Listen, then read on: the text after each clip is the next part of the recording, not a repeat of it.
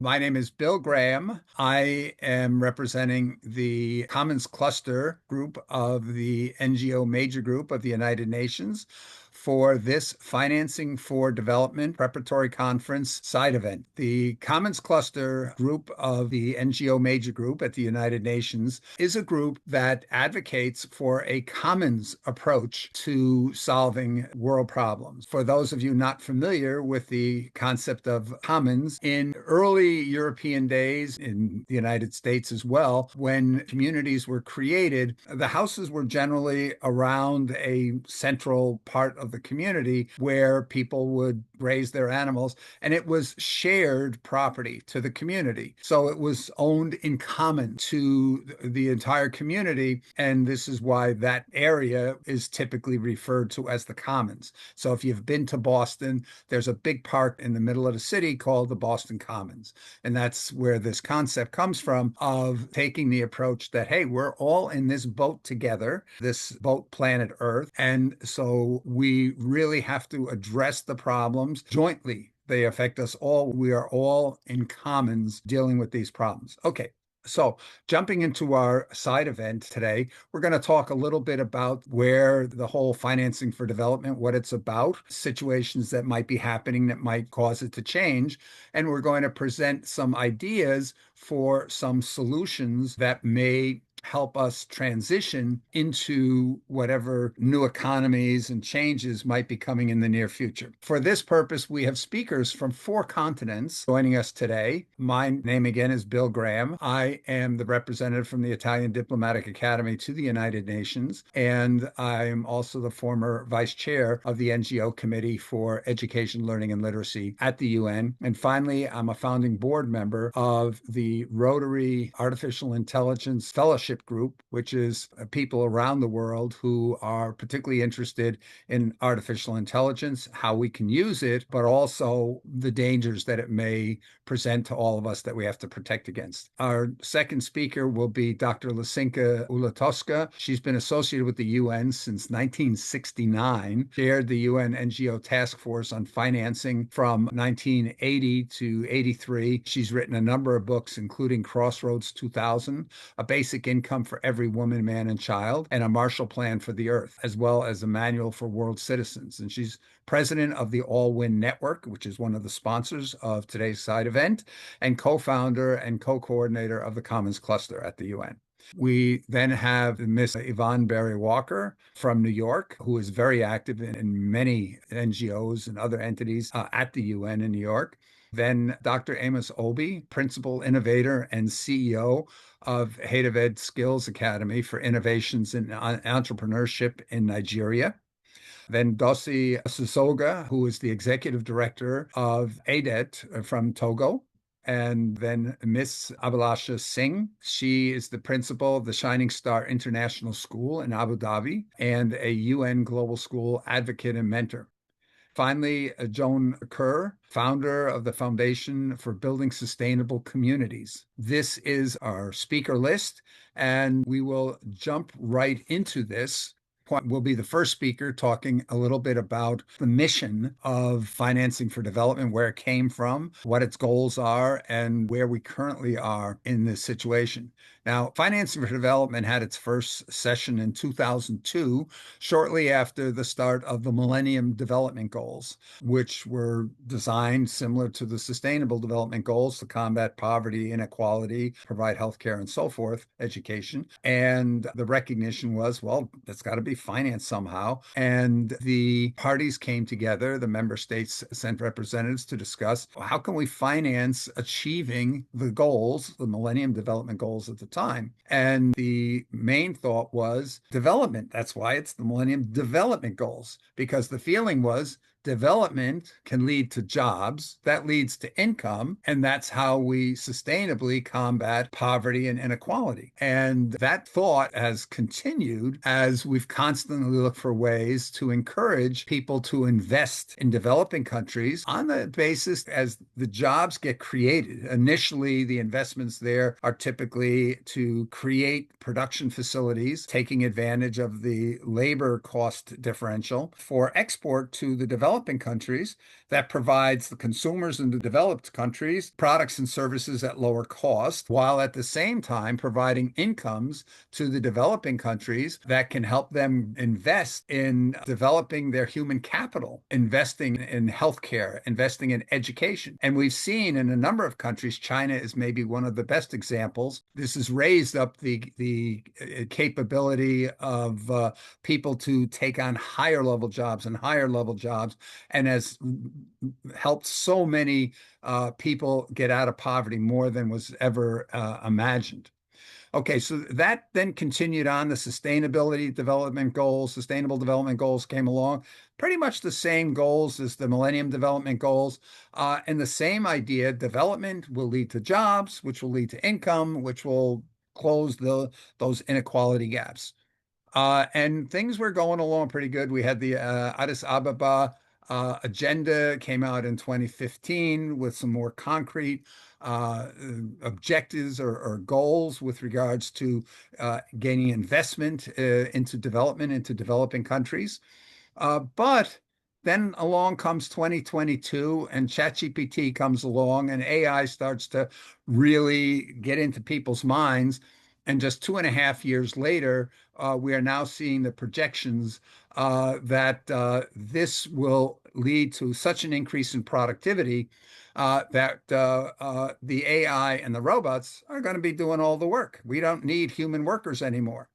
And the how is that likely? Is that really likely? Well, there's an analysis we did of 25 more than 25 authoritative influential people and institutions in 2024 showed 88%, or pardon me, 86% of experts predicted that 80% of current jobs will be automated by 2035. So the idea that development leads to jobs, leads to income for people is going to break. And therefore, we need to look to other alternatives. Now, this is very, very serious when we think of people like Bill Gates saying that within 10 years, we probably will not need human teachers. We will probably not need human doctors. I actually attended a meeting with the business manager of one of the largest hospital chains in the United States, who was telling us that within 10 years, and that was several years ago, within 10 years, they will not need human doctors, not medical doctors. So you've got a major employer of human doctors saying, hey, we're going to be able to avoid that cost and not need those doctors anymore. So I'm seeing a question. If you can hold your questions to the end, we have a couple of minutes and we will do that. Post your questions, please, in the chat, and but with a big Q in the This is front. not sustainable. How can you sustain such a thing when Uh, nobody has any money? Oh, that There, that nobody's that's going to the buy whole any purpose of the products. discussion. That's the whole, we're going to get into Right. that discussion. But if you would please, just for the time, post your question in the chat. We've got a moderator who is going to look through those, and at the It end of doesn't each make sense. section, we'll address those. So please, please Two do that minutes. with your questions. Okay. So the idea is the AI is reducing the need for and the cost of human labor, and we will eliminate the need for human labor. Now, a lot of people in the technology said, "Hey, we're heading for paradise on Earth. Robots and AI are going to be able to produce and provide everything. No hunger anymore, no poverty anymore. Everybody's going to get everything." But that requires that we need to look for different models, because people are still going to need income to be able to get at those shared resources. So we've got to look for new models. And our challenge to the financing for development group here is that we have to have a contingency plan. We don't know. Is that going to really happen with AI and robots? How quickly is it really going to happen? How severe is it going to be? We don't know. So we've got to have a contingency plan, because the consequences of going into that without a plan are so severe in terms of literally the collapse of the economic models and the societal models. So our goal here is to come up with a plan, or challenge the world to come up with a plan, a contingency plan for that eventuality. We are going to hear now going forward, we have some ideas that go back for decades on some thoughts on how we might prepare the world to transition to a post-labor economy, to a jobless world. And so we will move into that right now. Um, at this point here, I'd like to invite the uh, our moderators, Joan and Stephanie, to see, do we have any questions? We have a raised hand. So Albert, do you have a question? Well, I just this doesn't make any sense at all. How are people going to buy products if they have no jobs because they don't have any money? This Exactly. whole thing doesn't make any sense at all. That So you're. I mean, I don't know what the purpose of this What is the is, but question? What is the question, Albert? well, what are we discussing here? Are we trying to create a society with robots, or are we trying to make any sense? Because this doesn't make sense at No. all. Okay, so let me try to address that real quick.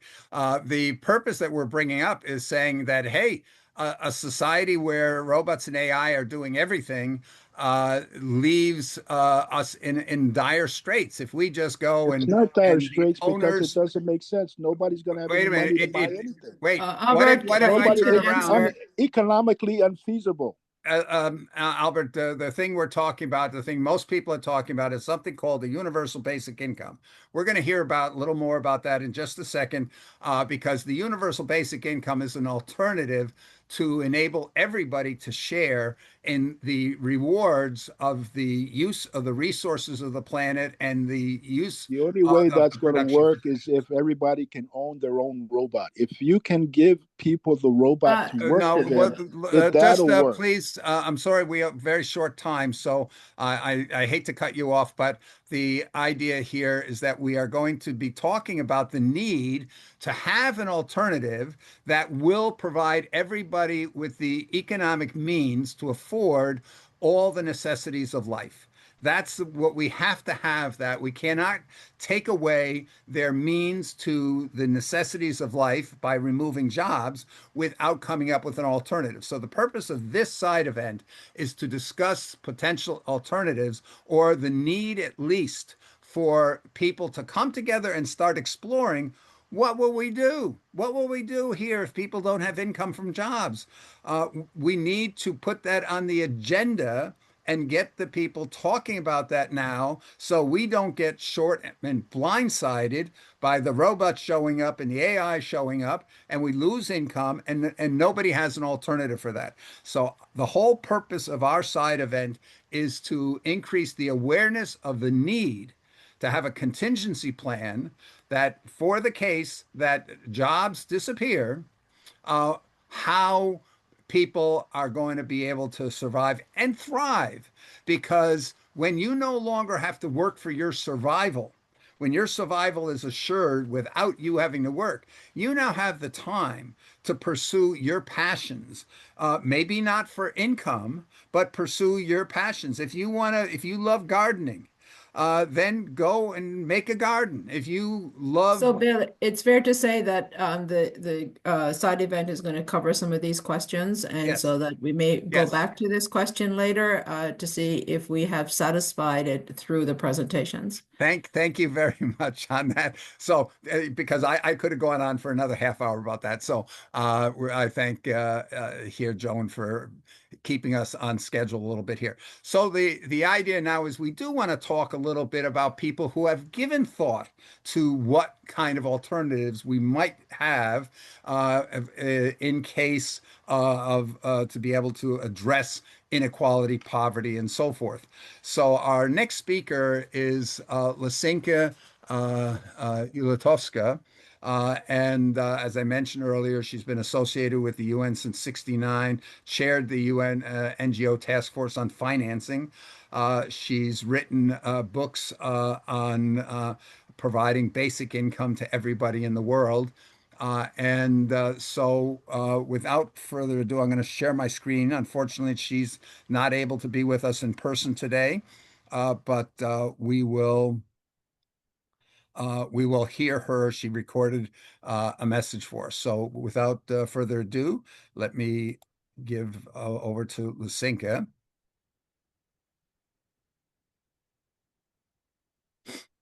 What will the economy look like as AI increasingly takes over jobs? It's likely to be dominated by a small, ultra-rich group of people who can afford to own a growing workforce of robots. More and more humans, employees, will become redundant and need an alternative. The question we're asking now is, does an alternative exist that's sustainable, will not make people redundant, and which will enhance the lives of all people? One option is to build such an alternative economy, if possible, rooting it in what already exists. In fact, an outline for such an economy was developed in the 1980s by a Dutch visionary socio-active, Peter Koistra. Its approach to financing was endorsed by Jan Tinbergen, who won the Nobel Prize for the analysis of economic systems. It has been described in 3 books, one co-financed by the government of the Kingdom of the Netherlands. The plan as conceived provides, apart from a universal extra income, for an anti-inflation fund and a fund for debt repayment of developing countries, as well as the running of the system. While at that time, the world was not yet ready to contemplate such a thing, now such an economy is urgently needed, and the basic elements already exist. We're now calling it a plan for supplementary income for all, or a SEPA plan. In what follows, we'll explore the elements of the plan, how it comes into being, and what makes it sustainable even as robots take over jobs. Just imagine if each one of us, every woman, man and child, had an extra income starting with just the equivalent of 30,000 a year to spend sustainably, without outside pressure on what we ourselves most yearn for, and which harms neither other people nor planet Earth. Then those of us in marginalized communities would spend it on becoming food sufficient, education, starting a cottage industry, possibly with the UN's help. We might contribute half in our communities to build a water pump, to renewable energy or sanitation system, creating a stronger basis for our community's health and saving women.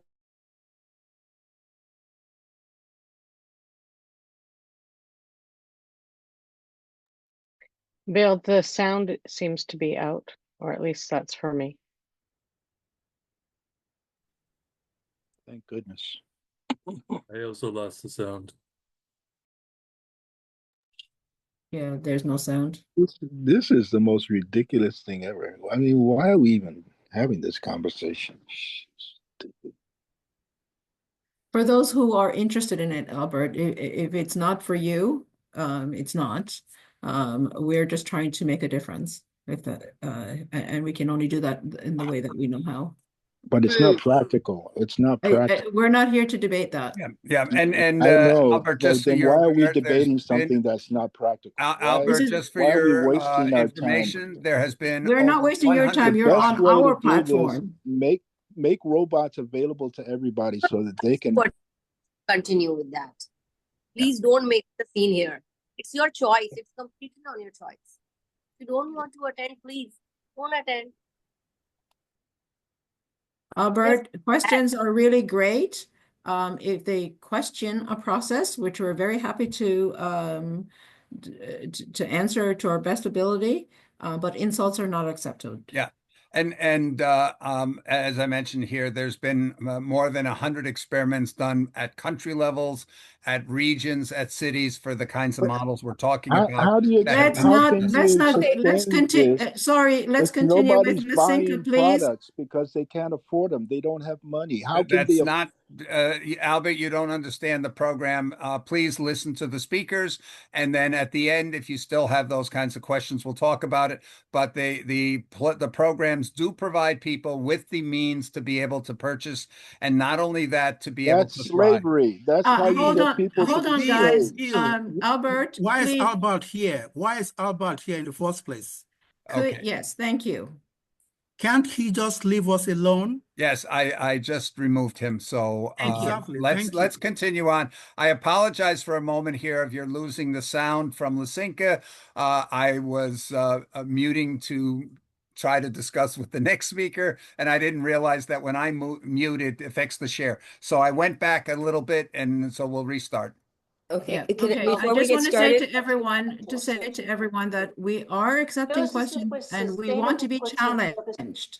okay, but the question, and I think we agree that the questions will come through the chat and then we Yes. will select the chats, Correct, not, correct. there's no That's what interaction. Yes, Yeah, thank you. yes. Thank you, Yvonne. Thank you. to sell can make these available, and advertising Let me get us back. focus on education or vocation instead of fetching water or searching for fuel. Those that with sustainable goods and services to sell can make these available, and advertising for this newly emerged global market would focus on what promotes each of our own well-being and helps our world to flourish. This would open up a world of opportunity to offset the world of threats so prevalent today. It helped to align our diverse interests and nurture feelings of benevolence and gratitude as we feel more fulfilled. If, in addition, each of us would be encouraged to participate in small group discussions in our communities, in schools, our organizations and clubs, to decide together via global grassroots to global consultations which goods and services can be considered sustainable and should be available to be bought that year for our extra income to promote sustainability, then we would become increasingly aware of ways in which we're harming the planet and thereby ourselves. This would especially be the case if clear reasons would have to be provided to resolve disputes around items to be included for sale. And all of this would create a planet-wide alignment of our individual well-being, that of all people, and global sustainable development. Just a few years of such an annual discussions supported by informational advertising would lead to each of us behaving more sustainably. This would mitigate climate change, empower us to live in greater harmony with nature, increase the rate at which each of the SDGs are being achieved, and align our individual well-being with that of all other people and nature. If the goods and services we collectively agreed to make available for our C for income were available via a global electronic marketplace where each one of us had our private account, then next to existing less sustainable economies, a new global, fully sustainable economy would come into being where those in need of material goods and services would exist next to an increasing amount of people whose physiological needs are met, focusing on non-material goods and services. With a non-material focus, the new CEFA economy can grow ad infinitum without further depleting the planet. And artificial intelligence would be able to take over jobs as human beings expanded into stimulating new areas of creativity. This new economy can gradually take over from less sustainable ones as, without conflict, business moves towards sustainable production as they are ready and people's tendency to consume more sustainably grew.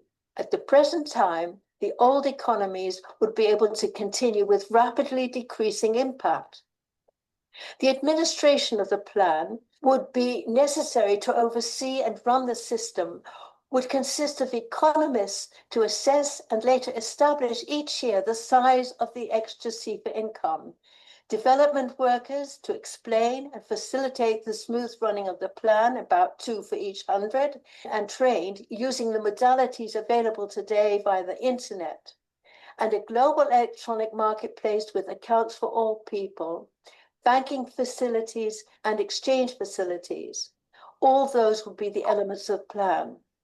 Although our CFA income can only be spent digitally within the CFA electronic marketplace, the CFAs earned by providers, including those working for the CFA administrative agency, would be able to be exchanged for their national currencies to support their livelihoods and enable them to produce those goods and services that have actually been ordered for purchase by individuals that year. They would be welcomed by national banks since they would fulfill the role of what today are considered stable currencies. Although infrastructure would have to be further developed to accommodate the CFA plan, all know-how and basic structures are needed exist, especially if the infrastructure were housed within the UN system itself, and all parts of the UN would be allowed to contribute staff and know-how. All benefit from this CFA plan. Each of us personally would be empowered to pursue what fills our individual lives and be able to form closer connections with those in our communities as we become more conscious of how our individual, communal, and global interests are aligned with one another and Mother Earth. Businesses would have a growing global market for which to provide sustainable goods and services, and governments would be encouraged to be more transparent by increasingly knowledgeable and fulfilled seasons. And Mother Earth would once more be able to prosper as each one of us recognizes and serves through the CFA plan each of the 3 dimensions of sustainable development and all of the SDGs. So thank you very much to Lysinka in absenteeism. But that is, I think, a very good introduction. Imagine turning a simple idea into a stunning AI-generated image or video instantly. Sounds like magic, right? Well, with ChatGPT, it's totally possible. But first,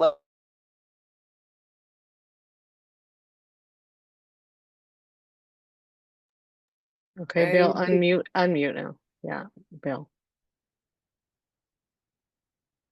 There we go. Okay, so we just heard from Lysinka and got a good broad overview of the CFA plan.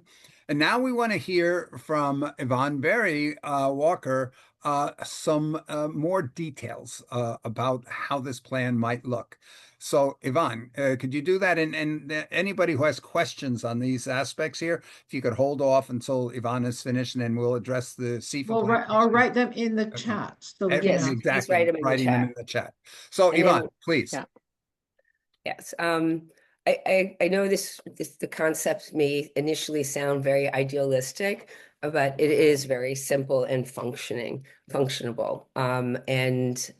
Of course, in Lysinka's introduction, it was in a storytelling format. So what I will be doing here is breaking it down into more tangible a more tangible ABC structure. And yet what I will be sharing will be needed to be expanded as well in the future. This is a very limited, a session, and we all each have a limited amount of time. So please bear with us and use your imagination and creativity. And so I will be reading from my notes, and I hope this is somewhat helpful. So in this section, I will be speaking on a section titled Supplementary Income for All, the CFA Plan, a global marketplace for income opportunities and entrepreneurship. I will be continuing the introduction made by Lysinka. In her summary of the foundation of the economic and social vision of the CFA plan, I would like to note Lysinka worked closely with Britta Roystra. She is one of the founding developers and champions of the CFA plan and wrote a book on the subject. The CFA plan is our contribution to what is possible for the new economy and what could it look like and what to aim for. It's not an absolute, and there's opportunities to develop and see new ways of creating. During this April 2025 United Nations Financing for Development Conference, which is focusing on addressing the concerns and needs of a rapidly changing world. We are addressing the financing for development section, age of AI, beyond the jobs, income nexus, and the potential obsolescence of the traditional development model in the age of AI. The same platform was referred to, was discussed in the Social Development Conference and others. So this is not limited to financing for development, but a social opportunity for the globe. I will briefly address the structure and possibilities of the self-financing marketplace, which provides sustainable supplementary income for all that does not burden governments and taxpayers, while it will stimulate the economy, foster entrepreneurship, provide for additional needs and interest of those participants in the marketplace that will support the global environment as well, and the true understanding as to what sustainable goods and services are. So there's multiple verticals that this platform provides. We could pick one and have full discussions on it, but this is a general one, and it provides multiple verticals. The CEFA 2 plan. minutes. Okay, thank you. The CEFA plan, Okay. plan complements governments and provides opportunities for everyone at all social and economic levels. The CEFA plan focuses on empowering individuals and communities to grow beyond substantive living, allowing for all kinds of possibilities without the need for high interest rate loans and any other limitations. There is a learning component embedded into the digital marketplace as well. In addition to the changing established economy, the CEFA plan does not interfere or disrupt what already exists, but will enhance and provide for all. The CEFA digital marketplace could also supplement paying down government debts. The CEFA plan is a self-financing and a closed marketplace for sustainable goods and services simply. The self-financing equation is not new, and it is not a cryptocurrency or a nefarious currency. Presently, there are many communities and cooperatives transacting globally, exchanging in some form of currency credits while not interfering with traditional economic trade. The CEFA plan proposes a global marketplace for sustainable goods and services. 1 minute. Okay. I'm finishing up now. The self-financing part simply allocates a number of credits to each participant in the marketplace. These credits allow for purchasing goods and services in the marketplace. The marketplace is enclosed, reducing the possibility of fraud and questionable behavior. The only sustainable goods and services will be listed. For example, solar panels, bicycles, plant seeds, foods, fruit-bearing trees, water pumps, home care, and components to manufacturing. The list goes on, small to very large. The education component will foster understanding of what sustainable goods and services are, provides education on business, financing, and leadership. When people have the capacity to earn additional income or acquire needs outside of the limitations of their income, the economy grows and people are provided for and with what they personally need. And the exchange of goods and services are not limited to the marketplace, but can expand outside of the marketplace by taking what they have acquired in the CEFA digital marketplace out into their local markets for hard currency exchange, for a one-time opportunity, for a hard income, or they can build a thriving business. For example, an individual acquires in the marketplace 2 bicycles. They can sell them in the open market for a hard currency, or they can start a potentially thriving delivery or rental business with 2 bicycles, providing income and jobs for others.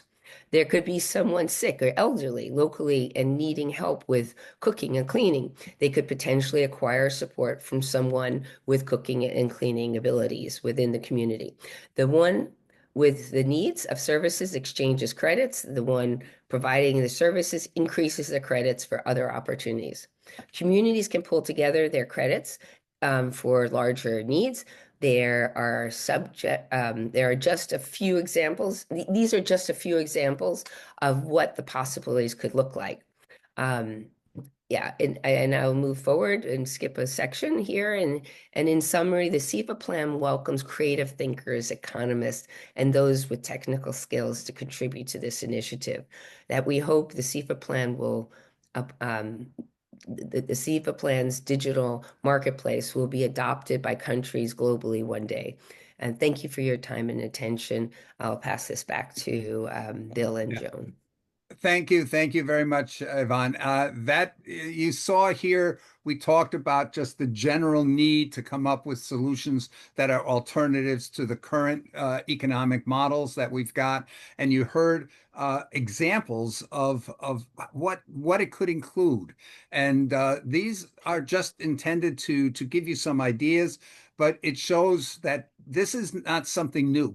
We have a group here that has been thinking about this intensively as long as 40 years in the case of Lysinka, and in the last 5 to 10 years intensively by many more, such as Yvonne. So I think this, again, is something we've got to have people saying, look, we can't just stick our heads in the sand and despair. There are opportunities, and this is one, and we're suggesting this is one that is worthy for more people to look at, explore, understand, and you know what? If you see issues, hey, bring them up, because there's nothing cast in stone here. If changes are needed, they can be made, but we've got to start thinking about those. So, Joan. So, Bill, there are no questions in the chat, so we can move on. Okay, so the next discussion here is, we talked about we need a new economic model and the idea of a supplementary income for all, and one can envision that in countries like the developed countries of North America, Europe, and some other countries in the world, but. Very often here we find solutions for countries that have $30,000-$40,000 per capita GDP. They have all kinds of options. But what about countries in the global south that don't have that? It's very, very important if we're looking for global solutions and we're saying jobs are going to not necessarily be the answer to the future. We really need to make sure everybody is covered. We talked about commons, the idea of commons approaches. That means we're all in the same boat in this world. So our next speaker, Dr. Amos Obi, he has a lot of experience in helping young people prepare themselves for the latest technologies in Africa. And so let's hear about from him. And Dr. Obi, do you want to just say just a couple of words, and I'll start your video. We did a video here with Dr. Obi because the connectivity is not always reliable from his part of the world, and we just wanted to make sure you got a good experience. But Dr. Obi, do you want to just say a couple of introductory words before I start the video? So I think I'm okay with the presentation. Just to let the video play, and then let's see what we can pick from there. Okay, thank you. Very good. Let me see here.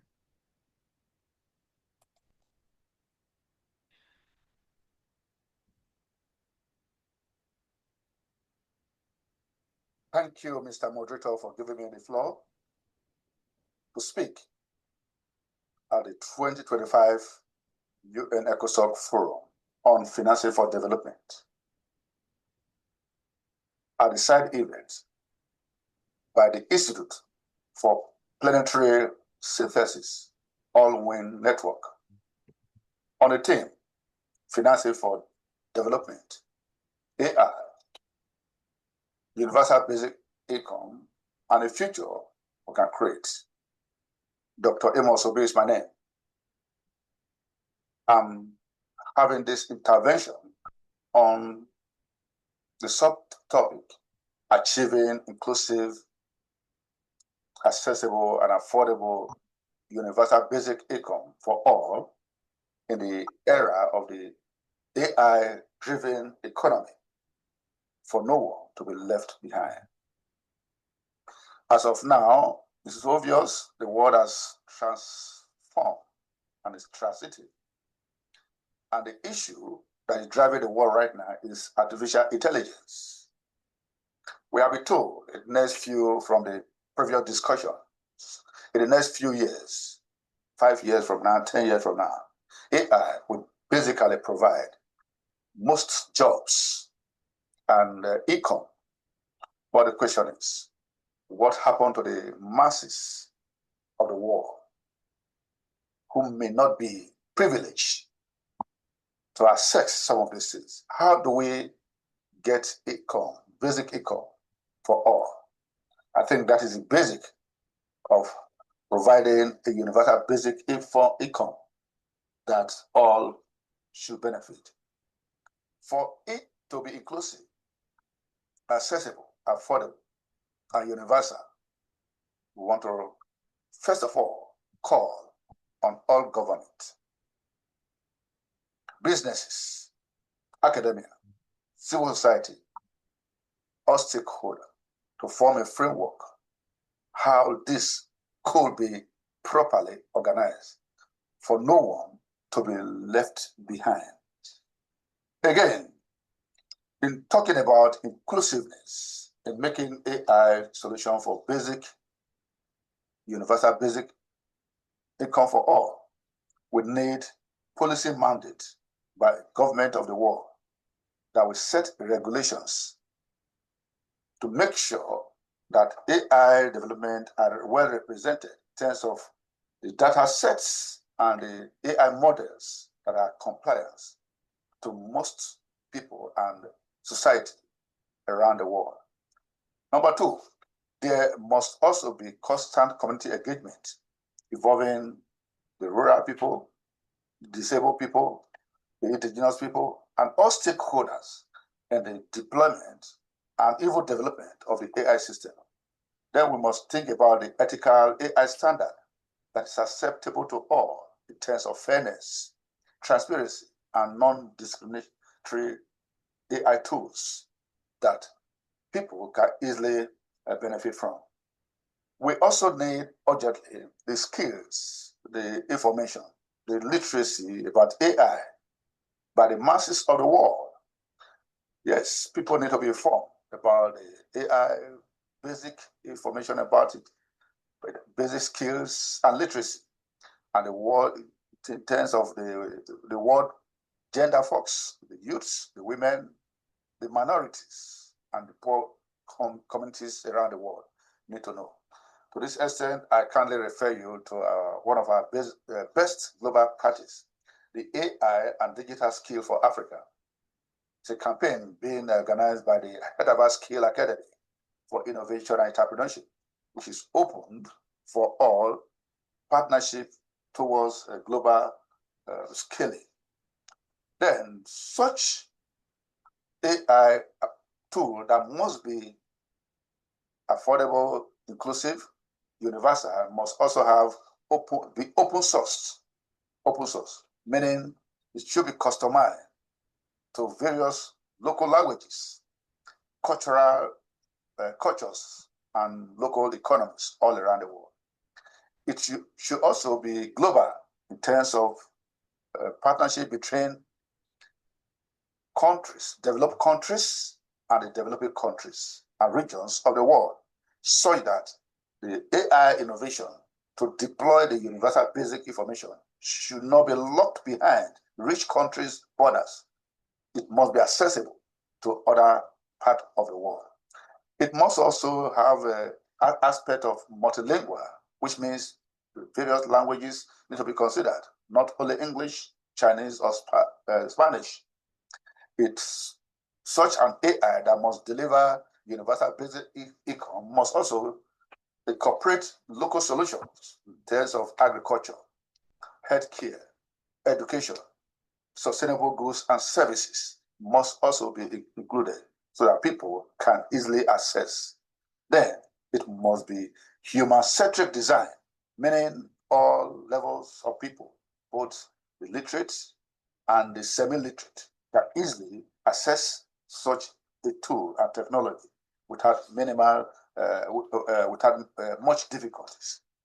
Then affordability, to this end, we can make sure that tech organizations are such partner with to providing smart devices to help people to access the internet, and undeserved communities can easily have access to these things.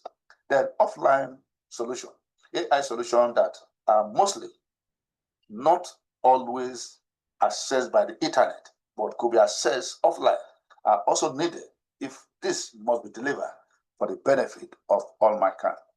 Then transparency of the system is also needed in order to ensure that people have trust and usability.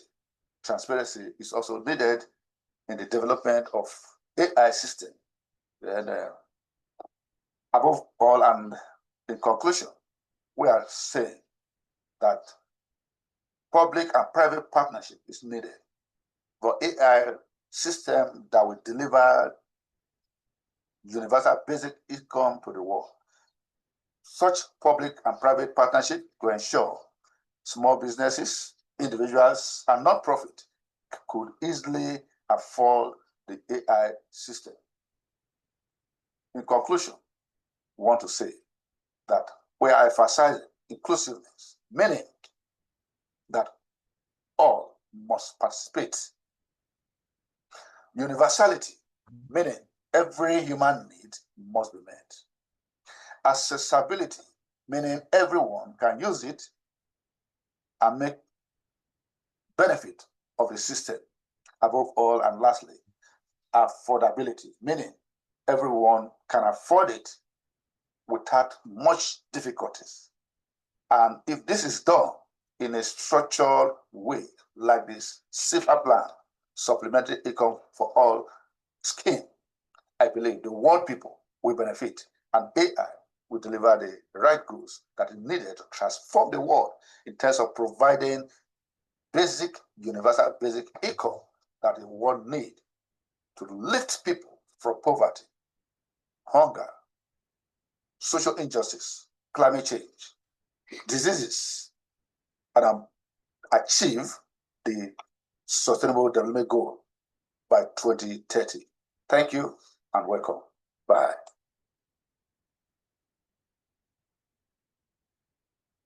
Okay, thank you very much, Amos. Dr. Obi, do you want to say any closing remarks? Oh, before that, we have some questions before you say your okay, closing. that's very good. Please. Yeah. So we have a question from Iber. And his question is about the infrastructure in Africa, that if the technology, or specifically AI he mentioned, is not available, would that not be an additional widening of the gap between the two, between Africa and the rest of the world? May I answer that, please? Yeah. A portion of it. So I know we're discussing AI, but that this is just a tool that Yeah. AI is a tool that is embedded into other technology. And so what will take place here in this particular scenario, it will be an online marketplace that somebody could transact on their phone or at a local internet facility. But it also will provide the opportunity of income with the CIFA credits for someone to maybe potentially purchase Wi-Fi towers where this platform will provide independence for communities. You could buy so that's what this is about. It's not about AI itself. It's just a tool that fits into a broader, it's a use case and facilitator. The CFA plan will provide you with the income, in theory, to be able to be the entrepreneur or with your community to set up a Wi-Fi tower in your community so you can have access. So, and it will bring communities together or allow people to work independently. Yeah. And I think we have to remember that when we're talking about development, the types of things that financing for development, and that when they're looking and saying in the current model of saying, hey, how do we industrialize developing countries? They're talking 5 to 10 years into the future. And we have to realize that the effort we saw just yesterday, there was the launch of a whole new series, I think 27 satellites that are intended to, within a few years, to literally blanket the world and provide connectivity. So as Yvonne is pointing out, that connectivity may just be in the terms of enabling internet access. We do have to separate the fact of infrastructure and basic communications technology from, let's say, artificial intelligence, which rides on top of those infrastructures. But with regards to infrastructure in general, it's not so much what's available right now, because the whole discussion of development, it's not about right now. It's about what's happening in the next 5 to 10 years or even longer. Yeah, yeah. that point well taken. Thank you. Dr. Amos, maybe you could comment on the question and then do your summary for your session. Thanks. I think constrained by time, there's an issue I couldn't address, which is the fear. A lot of people are having fear about this AI developing and taking over jobs and human role in the world. Some people have, I can say, religionized it, thinking that the AI is replacing God. So most religious people do not go near and all that. It's an issue that needs to be handled, because if it is something that we feel the world will benefit from, and it's a technology that is being evolved, so people should be prepared out of such a mindset, because it could hinder the advancement of the development of the AI to be able to, for people to be able to achieve universal basic information through the deployment of the AI. So that's an issue that I think needs to be somehow put across to the world people. Then our developers, in terms of AI technologies, will work hard on how to modernize, bring about AI that can use internet connectivity, just as I've said in the video. So that will help a lot in the rural part of the world. Thank you. Yeah, thank you, Dr. Amos. Bill? Thank you. So we'd like to hear now another perspective, looking from Africa, from Dose Sosoga. He's the executive director of the NGO ADET, based in Togo. Dose, please. Okay, thank you. Hello, distinguished guests. I'm Dose Sosoga, executive director of NGO ADET, based in Togo. My NGO is in consultative status with ECOSOC and was accredited as Advisor Africa Digital Partnership Organizer. So we all know that the world is facing challenges. I mean, climate change, Africa debt, illicit financial flow, poverty, lack of job, hunger, inequality, conflict, corruption, migration, malnutrition, biodiversity loss, humanitarian assistance for refugees and displaced persons. According to the SDGs and the Paris Agreement implementation acceleration, the Pact of the Future and the digital compact was adopted last September. So our CIFA plan project is a digital innovation project with AI, which will solve many of our common challenges. The project is focused on data revolution, individual wallet creation for universal basic income distribution, for poverty eradication, inequality reduction, youth and women entrepreneurship, gender equality promotion, employment creation at social, economic, and environmental level, promote inclusiveness, health, education with youth oriented to digital device challenges, mitigation, a dynamic world where the word prosperity is shared to all of the global economy, for the global economy growth in transparency and trust. Distinguished request. The Digital Compact is a world leader's commitment, and the CIFA Plan Innovation Project is the solution to transform our physical market to virtual one, where the central bank digital currencies can help to pay suitable products for business. CIFA Plan Innovation Project will promote youth talent and creativities. The project invests in human being for local business promotion in agriculture, energy, water, etc.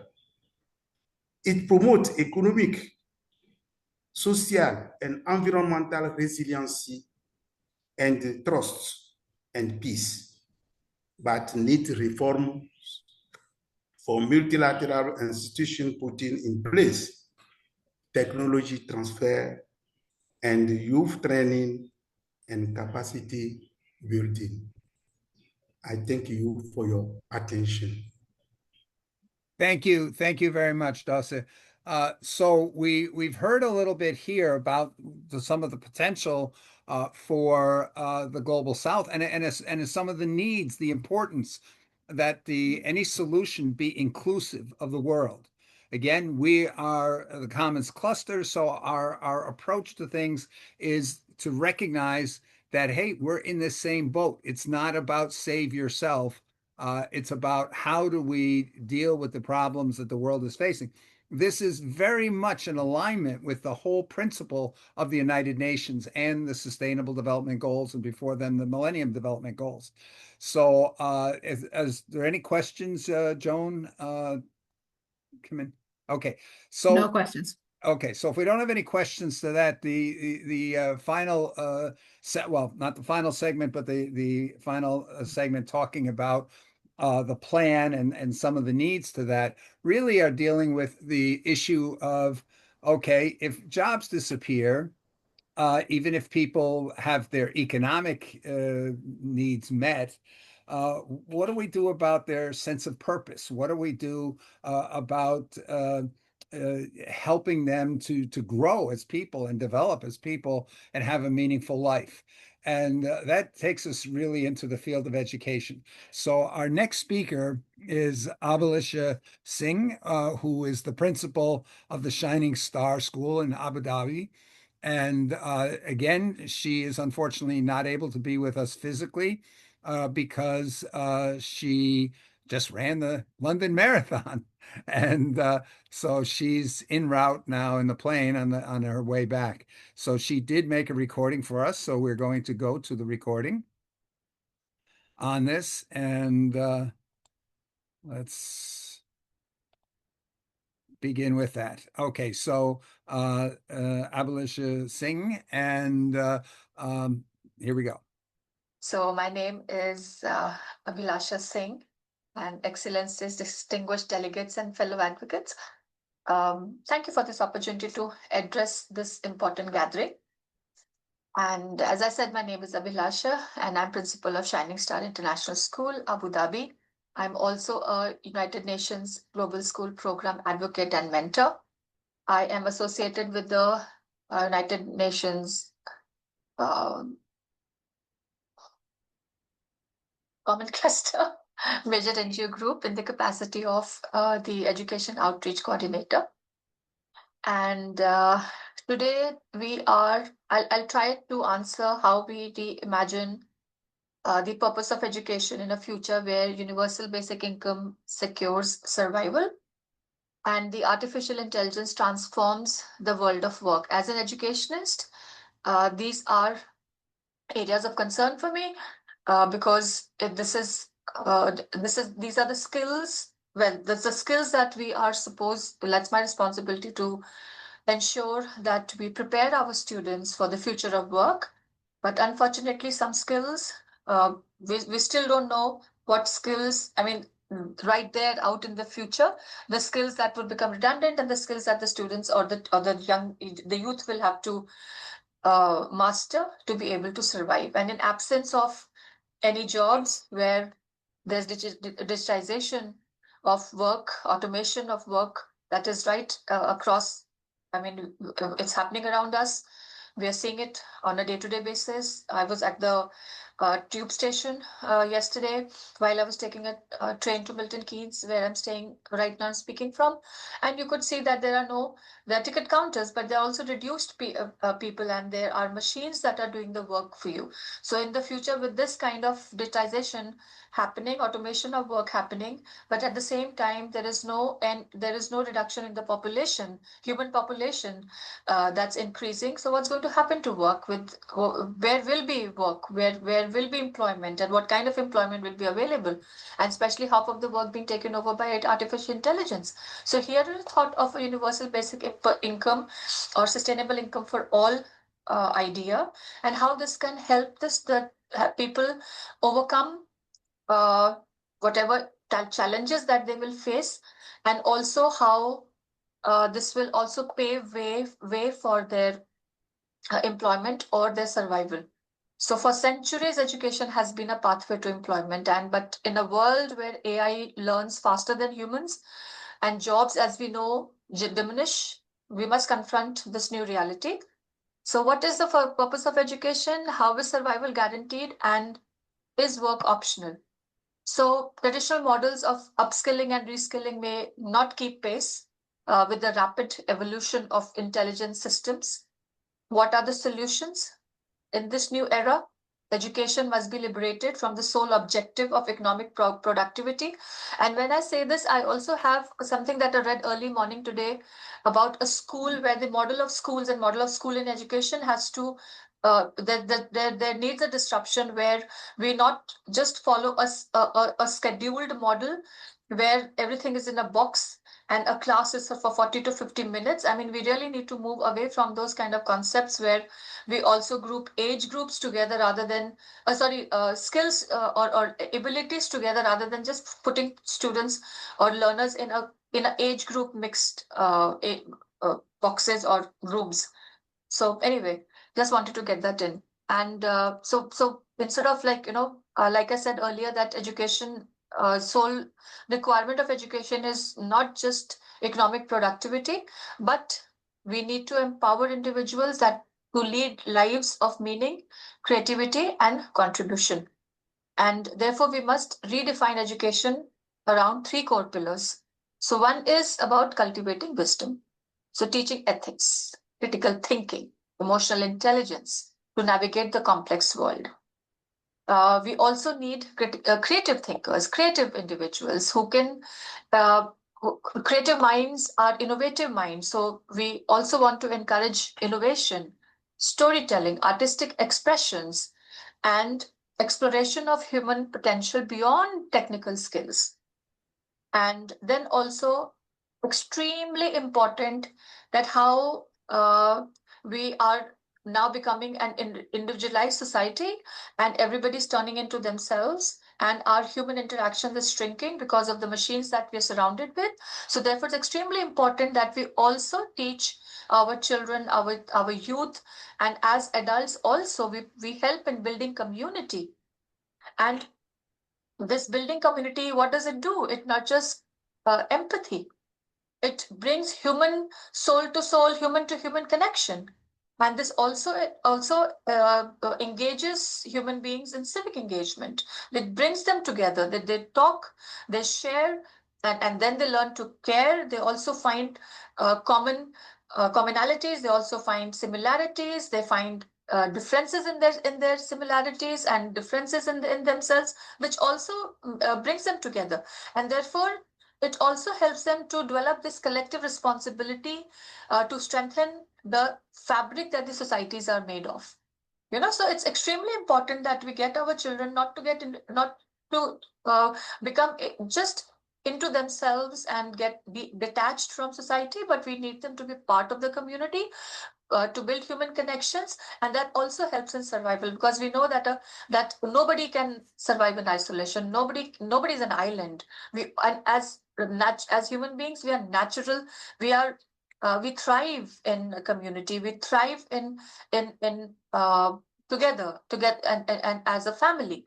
So extremely important that we also teach students to build communities. And as AI delivers instant access to knowledge, the role of education will also shift from memorization to mastering the art of asking better questions, synthesizing insights, and exercising moral judgment. So ethics over here, the ability to take the right decisions, informed decisions, and the right decisions comes in play.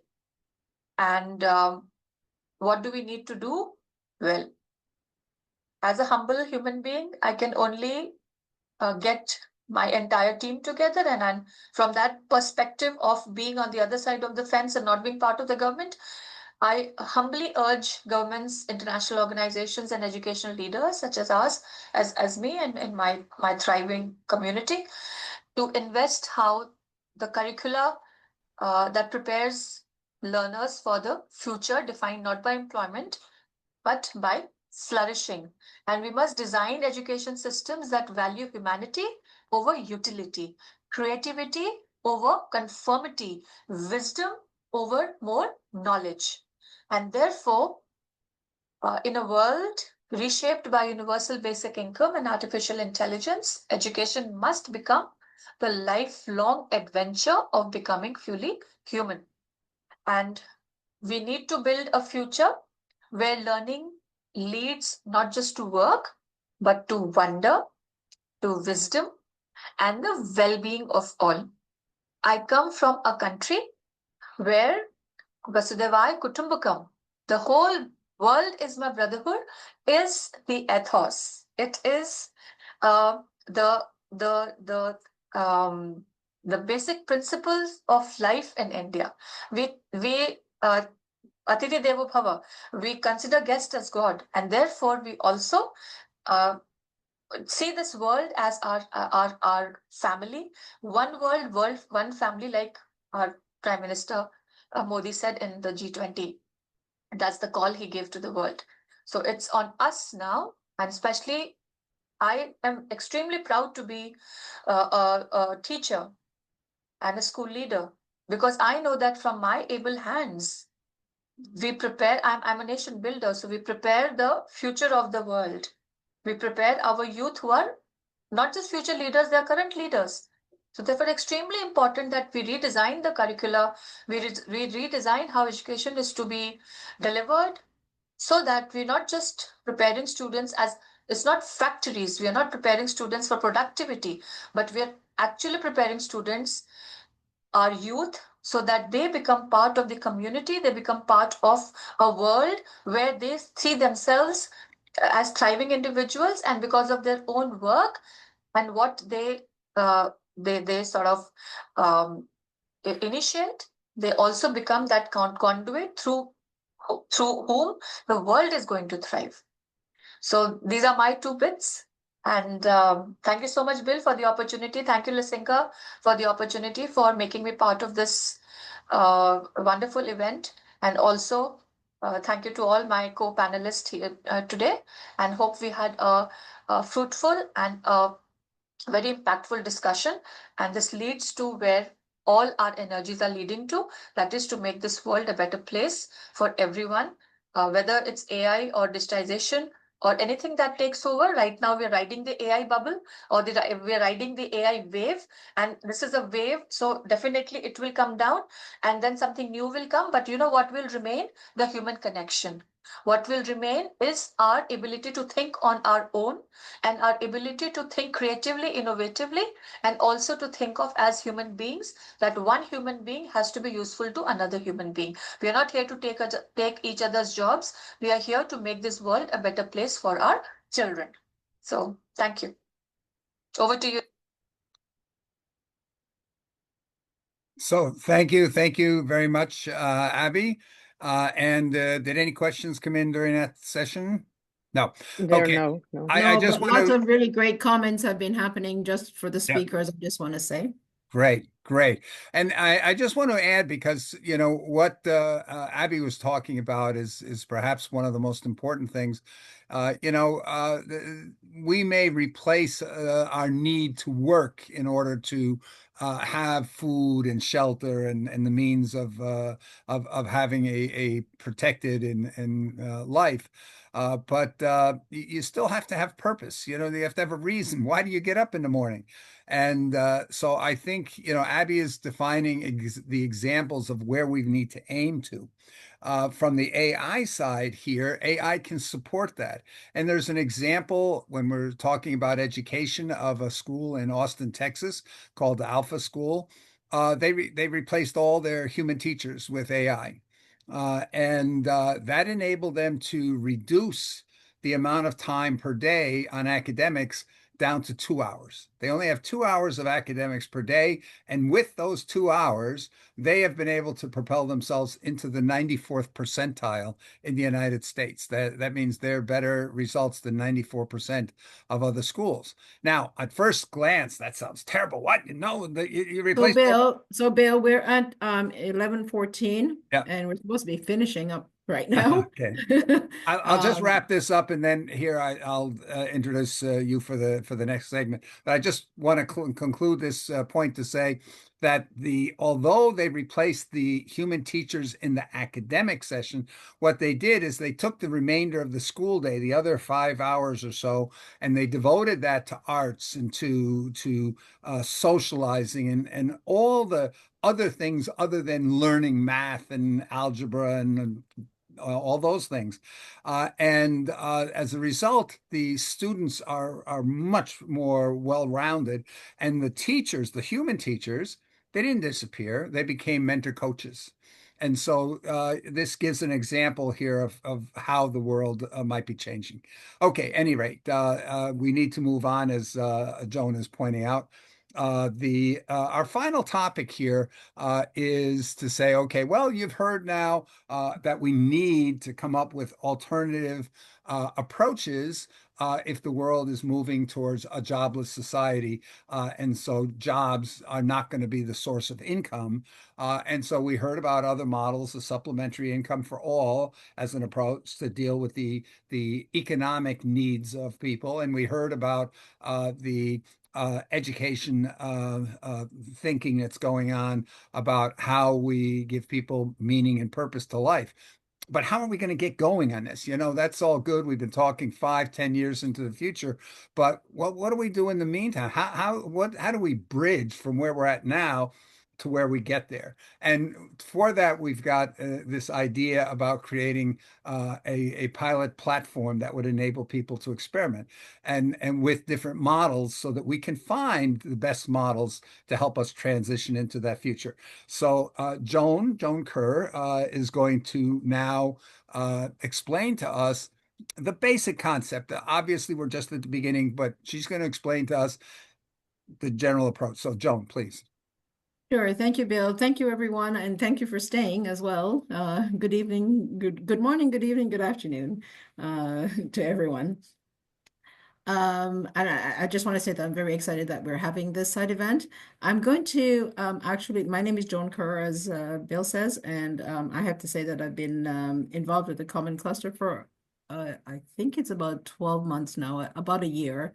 And although I say my name is Joan Kerr, some people call me other names, but I really do like Joan best. And one of the things is that I love to organize and I love to have things so everybody understands them. And so when I heard about the SEFA plan, SEFA stands for Supplementary Income for All. I was very excited about it because I thought it was such a huge vision of the Common Cluster to for the world, an actual model that could work. And so I'm part of the team that is designing and developing and implementing the vision of the Common Cluster, of course. And the vision of the SEFA plan is to include everyone, every single person, organization, countries, government, they can perform on this platform. And so, of course, it addresses economic prosperity, social inclusion, environmental sustainability, and we want to achieve the world that we want. So what exactly is it that we're talking about? Well, you've heard about all of the issues that are going to be happening with technologies, various technologies and tools. You've heard about education and entrepreneurship from different people.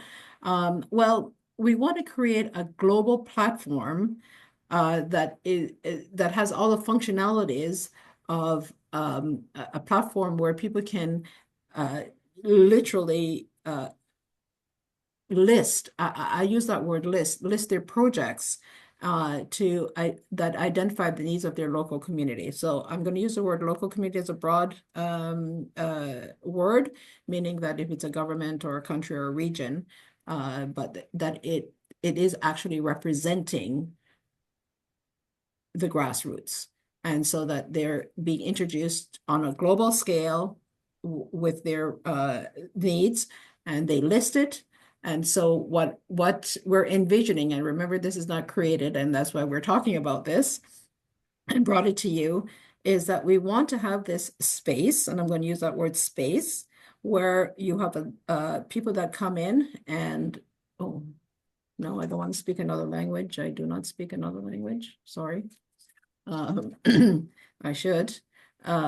So someone has a project, they can list it on the platform, on the space, and they are actually responsible for their project. So we're not going to be responsible for individual projects. What we're going to do is create the functionalities of the platform, ensure that people are stand by the sustainable criteria that we're going to be developing, obviously collaborating with groups like this, and defining what that means, so that it is coming from the grassroots. And that's very important, is that people define what that means. And we will review it every year as well. So this digital platform, I'm going to use a trendy term. We're going to ask people to become content creators for their projects. They're totally responsible for their project. Who likes to be content creators? Everybody. You want to always tell your story. You always want to talk about your product and services, right? And Sure. so we want, as Abby mentioned, obviously it has to be ethical, it has to be sustainable and educational and addressing the needs of everyone. So how does that sound so far? Just put a thumbs up. Come on, guys, wake up. Yay. So I just want to say that I personally am part of this team. We do not want to dictate what happens. What we want is to hear information from you, because it's you that will make the difference. Amen. We want to recognize that people have different languages, they have cultural requirements. We want to honor all of those things. And how can we do that? By engaging you, by getting feedback from you, by getting you involved. It's a difficult process to change the world. It's a difficult process if we look at it as difficulty, but we can look at it as challenging, and we can look at it as caring for each other. If we start to care for each other, it doesn't matter what the borders are anymore. It matters on learning about what exists and how we can access them. And so that's what we want to do. We want to create a world that we want. And so again, the project would owner would administer their own projects. They would set the criteria for their products and services. They will ensure that they're following the rules and regulations of their own country, as well as international law. So sustainable in that sense as well. And 5 minutes. oh, I'm going to be finished way before that because I wanted to start talking to people. Yeah. So like I said, just to wrap up then, the Common Cluster will provide the platform for us to do that.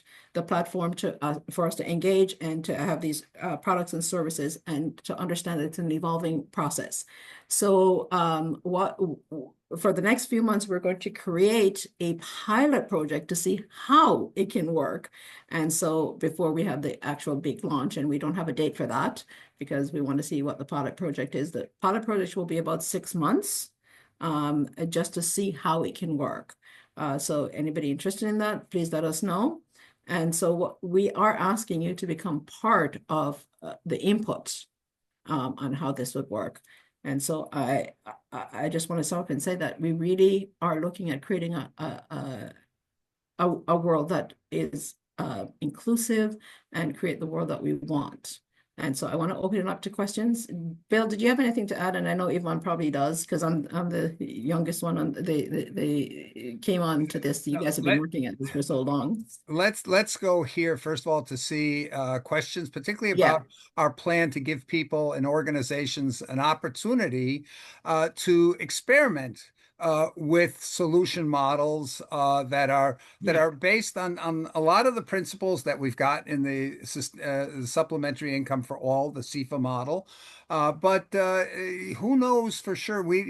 Some of that has not been tried. So we have to try different approaches for the funding and finance, different approaches for the models of how goods and services get distributed. There's a lot of things, and many people are going to come up with ideas we never even imagined. And that's part of what we're trying to encourage. We're trying to encourage people to apply their thinking to how do we solve these problems with the eventualities. The world is changing so fast.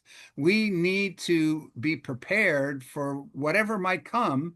And so the needs can change. So we're trying to create a platform that is generic, that people can plug into and give it their own feature sets, their own models, and we'll be looking for a lot of advice on how we make that platform be successful in doing that. Because even for that, there's no agree. So questions related to that. Yvonne, I think Yvonne has something to say as well. Yeah. Yes. First, I wanted to just share with, because there was a couple of people here, not related to this question, but very important. For those who have speak in other languages, you have the option to go into CC, closed caption. And if you go at the bottom of the screen, closed caption, and you could select your language. You could try French, Hungarian, Turkish, Thai, Tango. So you have the freedom to translate for yourself as Yvonne, well. I just want to jump on that particular point. If anybody has a particular language, if you put it in the chat, the language you're looking for, there are options. We might be able to take the video recording of this and make it available in different languages after the fact for those that might better understand in that different language. Go ahead, Yvonne. Yeah, and that's it. That's all I wanted to say. So I made sure that my presentation was very generic and very high level. So that's because I want to hear from you guys. So please. Yes, and in the chat, Emika has a question, said great ideas. The question is what's next? What are the planned strategies to address the required global mindset shift? We have to think of global programs to re-educate the world at a faster pace than the way we are going now. There must be a clear roadmap that guarantees we don't leave anyone behind. I think here we can, I'm going to take that one because Sure. there's just in these last couple of weeks, there's been a number of very high level speakers talking about the fact that the world is totally unprepared for a lot of the changes that are coming. And so I think the question here is, how do we catch the world up? How do we get people to become aware of the things that are happening and what that might mean for them so that they can start to think, well, what should we be focusing on in this meantime? And that's part of what we do see our mission. A part of our mission is very mechanical to say, how do we get goods and services delivered and have people have an income model and so forth. But to get to that, there's a piece where we've got to work on awareness. And not awareness so that people are just saying the sky's falling, let's just give up and shoot ourselves, but to believe that there are options and possibilities to do. So we will continue on that awareness campaign, if you would, in parallel to being able to provide the platforms for people to try out real physical things. And please, others, if anybody else wants to add to that. Reverend has his hand up as well. Yeah. Thank you so much. I'm called Reverend Godfrey Byamukama from Uganda, and I work with the Diocese of Chinchizi as a community health empowerment ministry partnership Uganda, as well as the founder of Rescue Souls Mission International Group, and also regional coordinator for Extreme Heat Africa. I would like to appreciate John and also Stephen, also Lloyd, and everybody who has come to participate on this engagement. I would like to appreciate the work that you have started on to engage us, because this is one of the ways how we are going to transform our communities and transform families, transform leaders, and also pick up with those people who are very weak. I want to tell you that my brother Lloyd has been preparing us for quite long, and he has prepared us very well that in case of any opportunity, we are already on stage to undertake any intervention on the economic social transformation, especially me as I head various fields and aspects. I am ready to undertake your engagement, especially in establishing the funding opportunities to implement a community health empowerment ministry that is purposed for fighting against poverty and hunger in Kandum district and Uganda as a whole. Thank you so much. I appreciate your engagement. Please open up the platform so that we can continue to engage for the purposes of helping vulnerable communities and families that have been underserved for a long, quite time. I would like to thank you very much for those kind words, and so that it makes it a little easier for us to follow up, I'd like to ask anybody who does not have a direct connection here with the Commons Cluster to please put your contact information in the chat. So that we can get in touch with you and keep you informed as to any next steps that we are taking. I wanted to go and get one of those those little squares here with that you could just QR code. QR code. I wanted to get that up there, but we weren't able to get that up in time. Just can you type in, somebody be able to type in the WhatsApp invitation if that's possible? And in the meantime, they could continue to add their names and phone numbers. I would say right now, I don't have that at my fingertips. If one of you do, please enter it. Otherwise, let's just make sure that we don't miss the contact. So put your contact information in. And Dr. Obi, you wanted to add something? Yes. I'm talking about the global mindset, about the AI innovation and deployment. It's going to be a major challenge because it's one thing to provide a solution. It's another thing for people to accept it. This case now, there's a block blockade in the people's mind. There's a fear. As I said, a number of people have religionized it, even preaching against it, that, oh, it is against anti-God. AI is not anti-God. And a lot of people are getting agitated. So we need to do a serious work, especially among the developing countries. And you I know, don't know that's something Yeah. here that's so important. We're seeing right now, we're seeing the start of a lot of benefits in the field of medical research, in the field of diagnosis, medical diagnosis, and treatment projections. We're seeing there's going to be so many benefits coming out of AI as well. And in fact, a lot of the people say the loss of jobs is one of the big benefits because your survival is no longer dependent on your working. All these resources that we have on our planet, all the production capacities we have on our planet, it's not that we don't have enough of those things. It's the distribution. It's the equitable distribution and sharing of the resources that we have. That's the biggest problem. People talk about a shortage of food in the world. There's no shortage of food. There's only a shortage of people who can afford to pay for the food. And so really what's the AI is sort of forcing on us and the robots is the need to reassess what is the plan for sharing the resources and the production benefits of the world. Conclude this way. You see, there are simple ways to handle this. And one of such is what presently we are doing, the AI and digital skill for Africa. We are right now infusing, indoctrinating, bringing the positive teaching, information about AI. And with that, a lot of doubts are being cleared. So I will suggest partnering with such with different countries, different regions.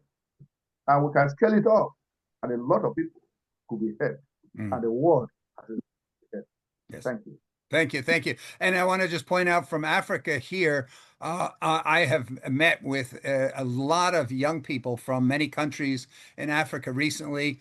And it is amazing here how they are thinking forward about how to improve things. But the problem they've got is the lack of investment and lack of means of investment for much of the global South right now.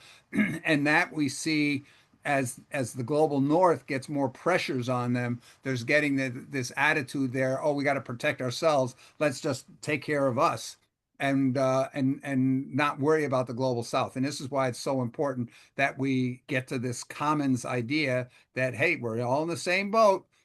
We have to find a solution for everybody on this planet. And the important thing here is to start. I'd like to wrap up because we are way May I over. just say one thing, please? Yeah. Because I definitely want to make Yvonne happy. Someone asked, what's the next step? And so we are planning to have a wireframe to do a mock-up for a platform, and we want to start the actual short-term, the pilot project to test it out. That's the next step. So if that's what you're interested in and you have some experience in all of that, we're welcoming the help because we're all volunteers and we're trying to work at it, but we do need the help in terms of the work. So Thank you, Joan. That was so perfect. You were both thinking exactly on the same wave. First, I wanted to make sure that everyone understands this is not, no one will own this platform. This is not for our monetary benefit or anyone else's. This is a platform that we hope, because we are connected to the UN, that we can potentially implement through our relationships with the UN with other countries. And it could be one country, it could be a region within a country. And so, yeah, that was the most important thing, that this is not somebody trying to start a business and benefit from this. And the second part is, yes, we have a template already written out pretty much for what what the marketplace would look like, Q&A questions, etc. And so if anybody has somebody who has a desire to create a wireframe, a clickable wireframe, so we could all visualize it and work through those nuanced challenges, we'd be really grateful for that technical support. Yeah. Yeah, and put your, if you've got skills that you'd like to offer, put that in the chat as well, please, because that will just speed up our ability to get things out to in the hands of the project leaders who will test out their various ideas. Oh, yeah. And then the other areas of specialty, obviously, is like any marketing or business, as media type of information. But more importantly, there are a few nuances on the economic side, identifying how many credits per person to a family, at what age does somebody else get credits when they're a teenager, so they could be a youth entrepreneur as well. And so anybody that could help with this economic portion, we love a little think tank around that as well. Great. And before we close then, can I ask anyone, what's the one word that you love about the CFA plan? One word. Inclusive and entrepreneurial. It's 2 words. Anyone else? Yes, I'm Reverend Godfrey. I have loved economic prosperity and environmental protection. Thank you. Thank you. Progress. Thank you. I'm Methodius Kamusingize from Uganda. Why I have loved it, it is for everybody, for all. Thank you. Thank you. Great. Then I think here we're over our time limit for sure. Yes. But I'd like to just summarize here briefly what we've covered here and what we hope you'll take away here as to continue this process, because we're not just reporters on the stage talking about things that are happening in the world. We're really trying to encourage action, whether the action is just contemplating what's taking place and trying to understand how we get more and more people both aware and more people engaged in making sure that we've got a future that is for all. That is really the key. So in summary here, what we've talked about here, that the model until now has been, hey, development is going to get us the jobs, and jobs are going to provide the income, and that's going to raise up the populations in the developing world and close the gaps to the developed world. That's been the model we've been following for the last 20 plus years. And it has had some successes in some parts of the world, but the technological changes that are taking place right now are really on track. If they stay on that track, they're on track to break that model, because they will break the link between jobs and income, if you would, for humans, because the jobs will be more and more being done by AI and robots. And they don't have to take every job. If they take here half the jobs out there, that's enough to crash every economy and society that we've got out there, at least all the developed ones. But this is this model of the idea that human labor, the production of human labor has fed the world and supported the world. That's tens of thousands of years.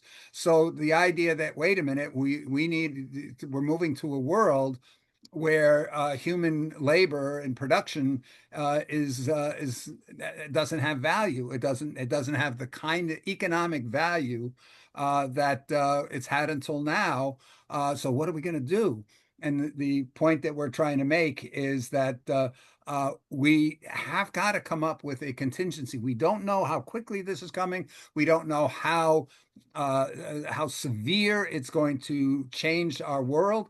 But that most of the voices of people who know are saying this is really, really bad, and we need to be prepared. And I say bad at the same time, it's going in and curing the diseases. It's going to solve climate change. It's going to solve almost every problem we got in the world, but it's creating this one situation out there where it's eliminating the income that most people depend on to survive, and we need another model for that. And so we don't know for sure what the best model is, but we presented a model that has been being discussed for quite some time, the supplementary income for all model.